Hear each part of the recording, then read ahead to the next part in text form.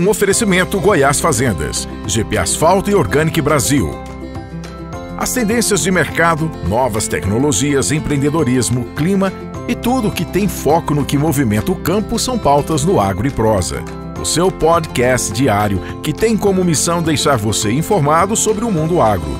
Divino Ronaldo conduz de forma descomplicada e interativa entrevistas com os maiores especialistas deste mercado. Então vem com a gente. Está começando mais um episódio do Agro e Prosa Podcast.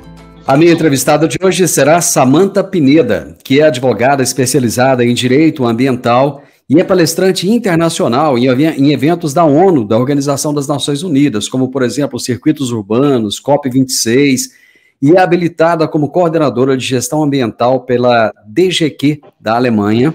É professora de direito ambiental no MBA da FGV de São Paulo e de Brasília, no INSPER em São Paulo, na Fundação Escola Superior do Ministério Público do Rio Grande do Sul e no Instituto Brasileiro de Direito do Agronegócio da Faculdade CNA Brasília. Além de tudo isso, ainda é sócia fundadora do Pineda e CRAN, Sociedade e Advogados, que é um escritório especializado em direito socioambiental com atuação nacional e internacional. E o tema da nossa entrevista será o papel do Brasil na COP27. Samantha, seja muito bem-vinda mais uma vez. Muito obrigado por aceitar o meu convite. Divino, é um prazer estar aqui com você de novo. A gente já conversou outras vezes. Peço desculpas, eu estou sempre em trânsito, mas eu quero atender, quero passar as informações, porque o pessoal fica se perguntando, mas o que eu tenho a ver com essas COPs, né? COP27, mudança climática, eu estou aqui na minha vida, e aí a gente quer atender de qualquer lugar mesmo. Eu sei que você está no aeroporto agora, está em trânsito, mas eu te agradeço imensamente por atender o meu convite. Com todo esse currículo que eu falei, com tudo isso que você faz, ainda sobra algum tempo para você? Sobra, não. Se a gente não cuidar dos outros aspectos da vida, né, o pessoal, a saúde, o espírito, a gente não dá conta de fazer tudo isso não, Divino. Se não tiver Deus na frente, a gente não dá conta. Com certeza absoluta. Samantha, nós vamos falar de COP. Eu tenho certeza que muitas pessoas que estão nos ouvindo não têm muita noção do que é essa tal de COP26, COP27, essa coisa tão complicada de meio ambiente. O que é essa COP? Olha, falando aqui, que eu falo sempre assim, né? A gente quer que a Dona Maria entenda o que a gente está falando, mesmo que ela nunca tenha nem ouvido falar. COP é uma conferência internacional, mundial, na verdade, que discute as mudanças climáticas. A gente está vendo que o mundo não é mais o mesmo, né? A gente tem aí frios muito severos, calor muito intenso, secas, chuva fora de época e completamente desregulada. E os cientistas começaram a ver que isso tinha alguma participação, alguma influência do ser humano, do desenvolvimento humano. E a ONU, aqui no Brasil, na Rio 92, criou a UNFCCC, que é a União das Nações Unidas, né, para as mudanças climáticas, para o desafio das mudanças climáticas. E desde então, foi criada em 92, começou em 95 as conferências das partes, que são os países que fazem parte dessa união. Por isso que a gente já está na COP27. Durante 3 anos, nós não tivemos COP.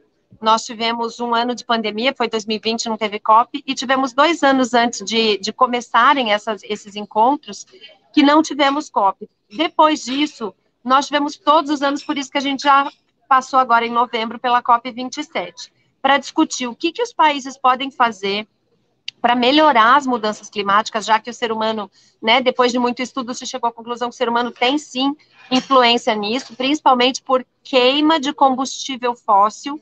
E aqui vamos falar carvão, petróleo, gás, que são as principais fontes de energia dos países. Então, energia elétrica de transporte, energia para aquecimento das casas, principalmente na Europa, nos Estados Unidos, eles queimam combustível fóssil para gerar energia.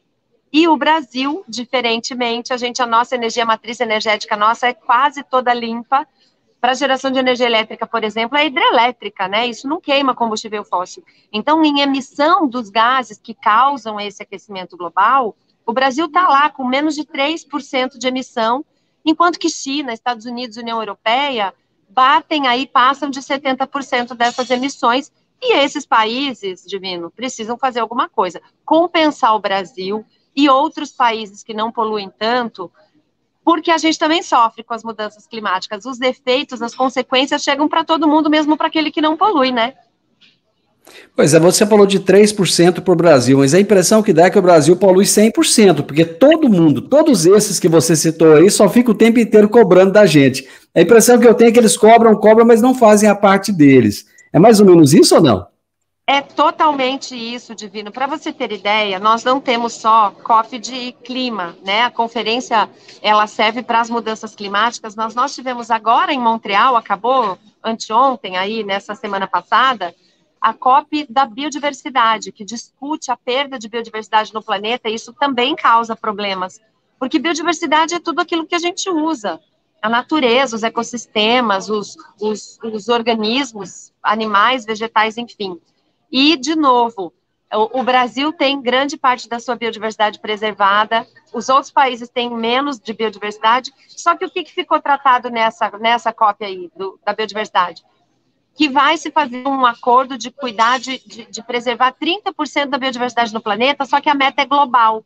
Aí o Brasil, que tem 80% da sua biodiversidade, frente aos Estados Unidos, que tem 15%, a gente supre a falta deles. Isso, para mim, está completamente errado. Então, para eles, o país desenvolvido, que já polui muito, que emite gás de efeito estufa, que ele tem muito a perder com esses cuidados ambientais. E aí ele fica jogando nas costas do Brasil, porque é um interesse, né, Divino? São países que têm interesses próprios de desenvolvimento, de economia, de cuidar da sua população, e acaba sobrando para a gente, que faz a nossa lição de casa, né? E a gente acaba passando por vilão aí nessa história. Samanta, você participou de todos os dias dessa 20ª Conferência Mundial do Clima, que é a COP27, que se encerrou no mês passado, né? Ela aconteceu no Egito. Você acha que ela atingiu o objetivo de ser a COP da implementação? Definitivamente não. Vamos lá, para a gente de novo, né? Para ficar bem inteligível, para que as pessoas entendam a gravidade disso, Divino. Quando entrou em vigor o primeiro protocolo, que era para todos os países cumprirem as suas obrigações ambientais, foi o protocolo de Quioto, ele entrou em vigor em 2004. Ficou tratado o seguinte: os países que mais poluíram vão pagar, vão constituir um fundo para os países que menos poluíram se desenvolverem também, mas sem poluição. É uma compensação, né? Então, quando a gente fala em acordo de clima, a gente sempre fala em compensação, quem mais poluiu pagar para quem não polui. A gente fala em adaptação, esses países que mais poluíram têm que arcar com algumas consequências do que já existe, já temos mudanças climáticas acontecendo. Então, o que seria uma adaptação? Por exemplo, desenvolver uma soja que seja resistente à seca. Essas pesquisas deviam ser financiadas pelos países que mais poluíram. E se fala em implementação. O Acordo de Paris, ele quer o quê? A conferência, essas conferências das partes, eles querem que a gente não só pare de emitir gás de efeito estufa, que a gente se desenvolva de outro jeito, gerando energia de combustíveis não fósseis, né, de fontes limpas, mas também precisa tirar carbono da atmosfera. E essa retirada de carbono da atmosfera e criar um mercado para isso é que é a implementação. Então, a gente fala de compensação, de adaptação e de implementação. Implementar é fazer com que esses países paguem, façam essa transferência de recurso e de tecnologia para os outros países, os que mais poluíram para os que menos poluíram. E essa COP27 era a COP da implementação, porque a COP passada, a 26, que foi em Glasgow, na Escócia, ela criou os mecanismos de mercado de carbono, que é a ferramenta que a gente usa para transferir esses recursos, né? Eu compro de quem menos emite o carbono que eu estou emitindo. Então, eu consigo equilibrar essa balança. Esse mercado foi regulamentado no ano passado, na COP26, e essa era para ser a COP da implementação, ou seja, o dinheiro era para vir para a mesa. Esses fundos que eram para estar hoje em 200 bilhões de dólares, estão em 500 milhões. Muitos ficaram de colocar dinheiro, não colocaram, principalmente União Europeia e Estados Unidos, que tinham que colocar um vulto maior, não colocaram todo o dinheiro que deveriam. E ficou por isso mesmo. E aí criaram mais um fundo, que é o Fundo de Perdas e Danos, que é para implementar daqui 2 anos. E quem garante para a gente que o dinheiro vem? Então, não foi uma boa COP, não atingiu os objetivos, não foi a COP da implementação, porque o recurso para financiar a gente, que tem que desenvolver bioeconomia para acabar com o desmatamento ilegal da Amazônia, que tem que desenvolver fontes alternativas de renda para essas pessoas, que tem que financiar pesquisa, esse dinheiro não está na mesa, Divino. Então, infelizmente, não foi a COP da implementação. Hoje eu estou conversando com Samantha Pineda, que é advogada especializada em direito ambiental, e ela esteve no Egito durante a COP27. Estamos falando a respeito do papel do Brasil nessa COP.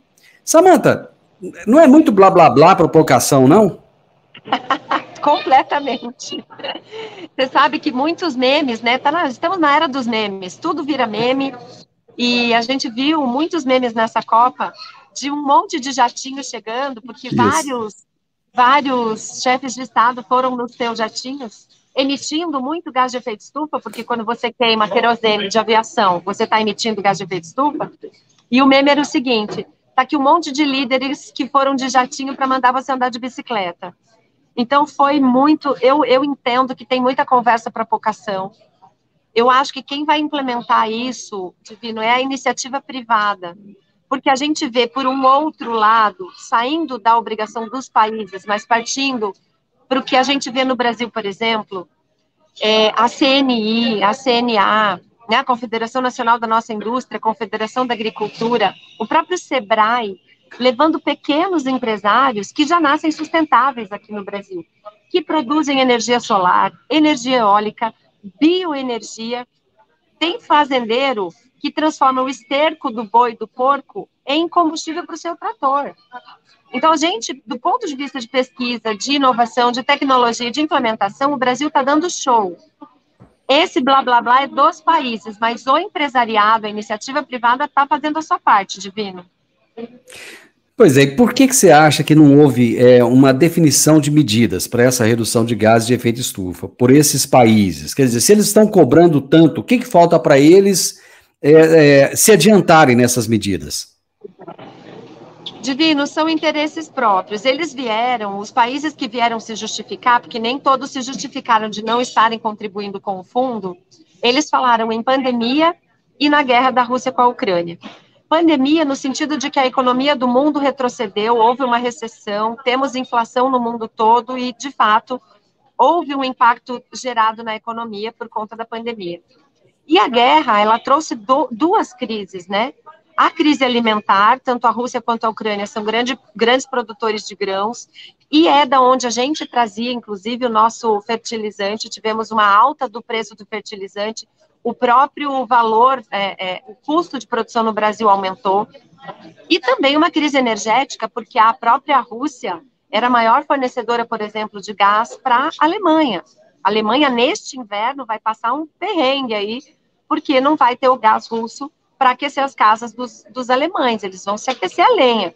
Então, eles tiveram que buscar investimentos que não estavam previstos e acabaram emitindo mais gases de efeito estufa na sua produção de energia com combustível fóssil.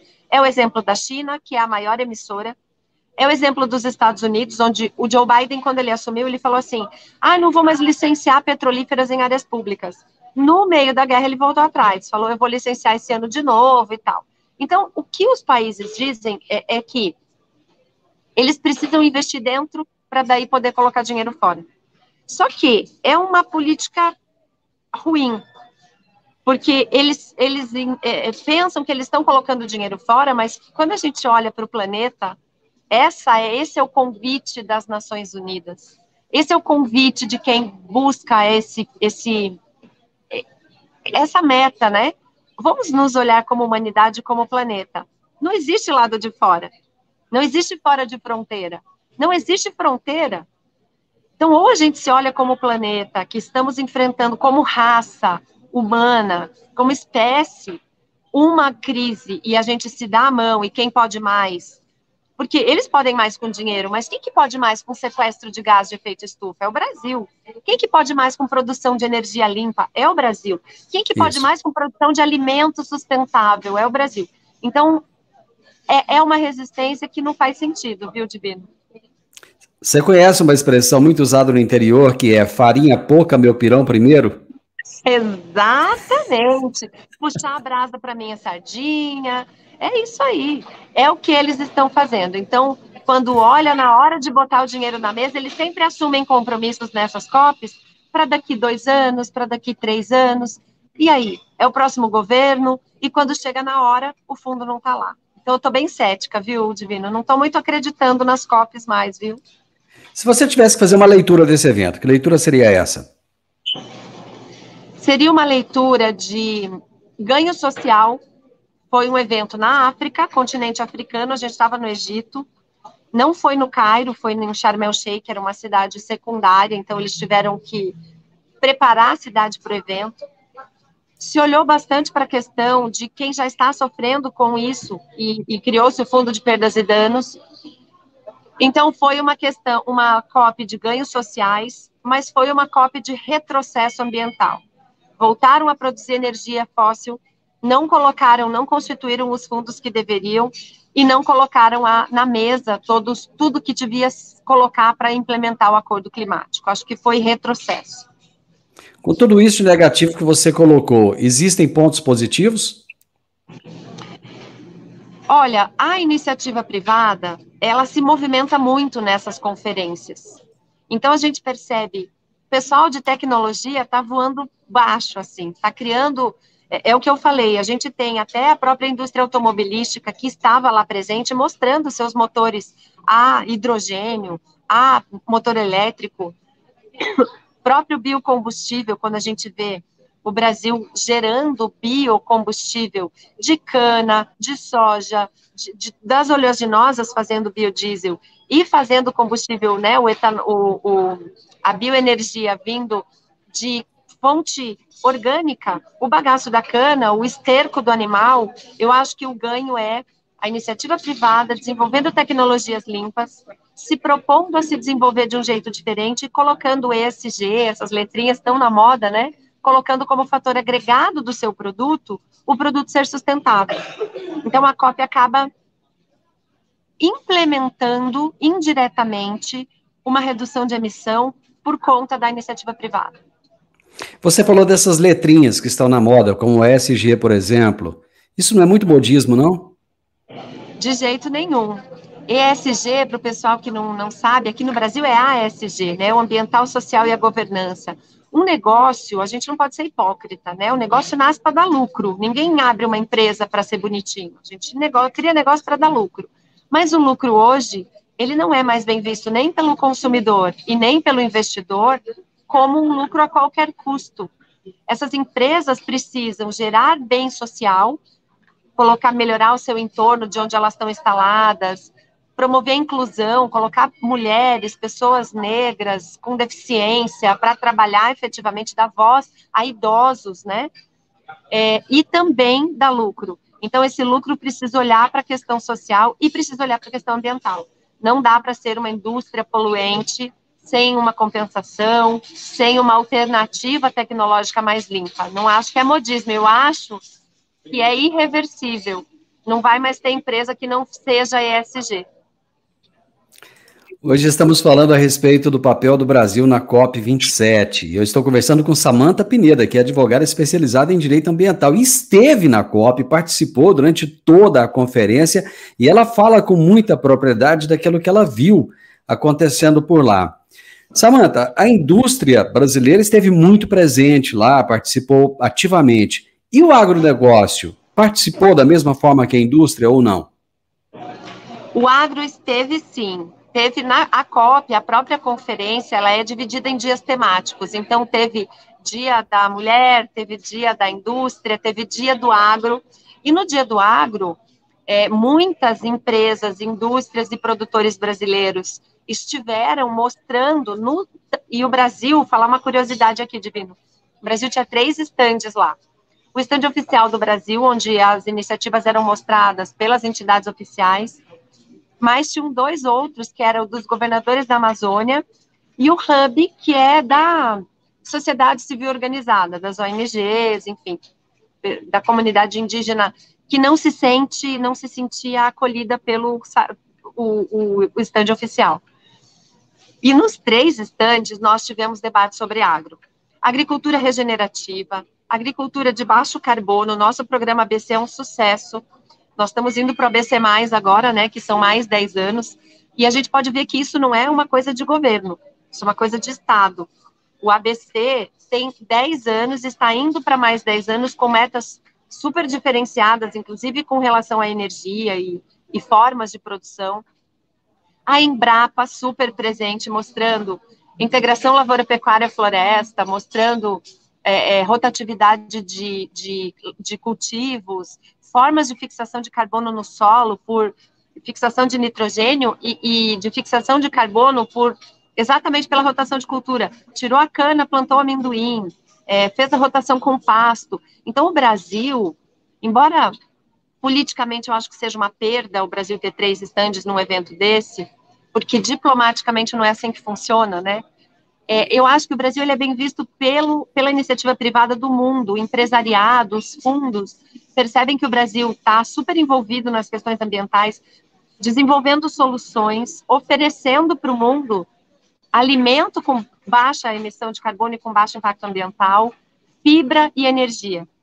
A única coisinha que o Brasil tem que resolver, Divino, é a questão de desmatamento ilegal da Amazônia. Isso é muito mal visto lá fora.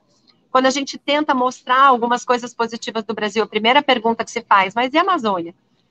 E eu não vi, por parte desse novo governo ainda, um planejamento inteligente de biodesenvolvimento, de desenvolvimento com valorização de quem está lá, titulação, desenvolvimento de bioeconomia. Então, a gente precisa cuidar desse aspecto. Mas, no restante, o agro está muito bem visto lá fora. A gente mudou, viu? Das últimas 3 COPs, essa COP foi uma COP muito interessante para o agro. Essa notícia é boa, eu gostei. Agora, essa divisão que você disse, ela representa aquilo que está acontecendo no Brasil, que o Brasil está completamente dividido nesse momento. Sim. Como é que o resto do mundo, os outros países que passavam por ali, como é que eles viam essa divisão?